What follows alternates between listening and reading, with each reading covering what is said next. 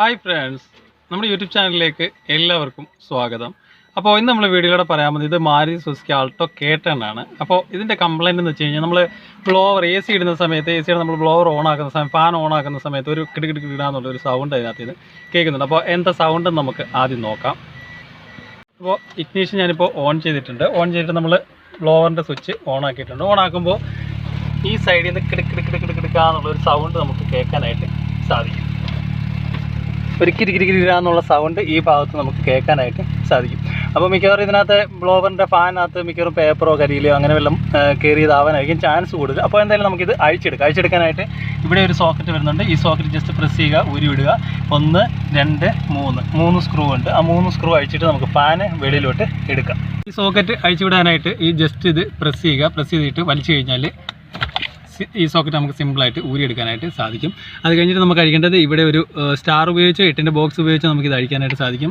ഇതും അതുപോലെ തന്നെ സ്റ്റാറോ 8ൻ്റെ ബോക്സ് ഉപയോഗിച്ച് അഴിക്കാം. അപ്പോൾ ഈ ഒരു പൊസിഷൻ കറക്റ്റായിട്ട് ഓർത്ത് വെക്കുക. ഇതിങ്ങനെയാണ് അറ്റാച്ചായിട്ട് നിൽക്കുന്നത്. അതുപോലെ തന്നെ ഇവിടെയായിട്ടും ഒരു സ്ക്രൂ വരുന്നുണ്ട് ഈ ഭാഗത്ത്. ഓക്കെ, അപ്പോൾ എന്തായാലും നമുക്ക് ഈ 3 സ്ക്രൂ അഴിച്ചിട്ട് ബ്ലോവർ താത്തെടുക്കാം. 3 സ്ക്രൂ അഴിച്ച് താഴെ വെച്ചിട്ടുണ്ട്. ഈ നീളത്തിലുള്ള സ്ക്രൂ ആയിരിക്കും വരുന്നത്. അപ്പോൾ ബ്ലോവർ നമ്മൾ ജസ്റ്റ് സ്ക്രൂ അഴിച്ച് കഴിഞ്ഞാൽ താഴോട്ട് പോകും. അപ്പോൾ അത് ജസ്റ്റ് ഹോൾഡ് ചെയ്ത് വെച്ചിട്ടുണ്ട്. അപ്പോൾ പൊസിഷൻ ഈ ഒരു ആംഗിളിലായിരിക്കും വരുന്നത്. അപ്പോൾ നമുക്ക് താഴോട്ട് ഊരിയെടുക്കാം. ഊരിയെടുക്കുമ്പോൾ കാണുന്ന കാഴ്ചയാണ് ഇത്. ഫുള്ളായിട്ട് കറക്റ്റ് ഇത് എലി കറക്റ്റായിട്ട് കട്ട് ചെയ്ത് കയറ്റി വെച്ചേക്കാണ് ഈ ബ്ലോവർ ഫാനിനകത്തായിട്ട്.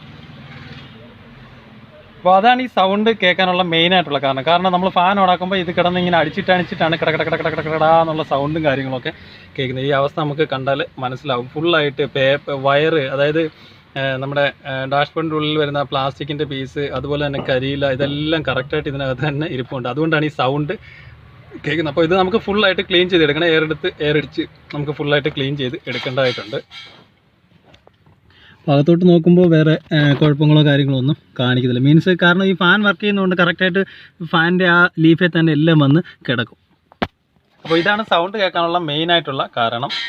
അപ്പോൾ നമുക്കെന്തായാലും ഇതഴിച്ച് ക്ലീൻ ചെയ്തെടുക്കാം. ഇത് ഫുള്ളായിട്ട് ക്ലീൻ ചെയ്തെടുക്കാം.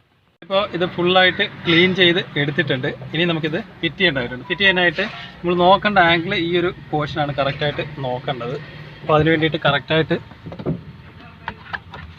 ഈ ഭാഗത്താണ് ഇത് അറ്റാച്ച് കറക്റ്റായിട്ട് ആയി നിൽക്കേണ്ടത്. ഓക്കെ, ഇങ്ങനെയാണ് ഇതിൻ്റെ സീറ്റിങ് വരുന്നത്. ഇനി നമുക്ക് ഇതിൻ്റെ 3 സ്ക്രൂവും ഇട്ടിട്ട് ഫുൾ ടൈറ്റ് ചെയ്യാം. ഇതിൻ്റെ 3 സ്ക്രൂവും ഫുൾ ടൈറ്റ് ചെയ്തിട്ടുണ്ട്. ഇനി നമുക്ക് ഇതിൻ്റെ സോക്കറ്റ് കൊടുക്കണം. സോക്കറ്റ് കൊടുക്കാനായിട്ട് ജസ്റ്റ് പ്രസ്സിങ് ടൈപ്പ് തന്നെയാണ് വരുന്നത്. ഓക്കെ, ഇനി നമുക്ക് ബ്ലോവറിൻ്റെ ഫാൻ ഇട്ടിട്ട് സൗണ്ട് കേൾക്കുന്നുണ്ടോ എന്ന് നോക്കാം. ഇഗ്നിഷൻ ഓൺ ചെയ്തു. നമ്മളിപ്പോൾ ബ്ലോവർ ഇട്ടു.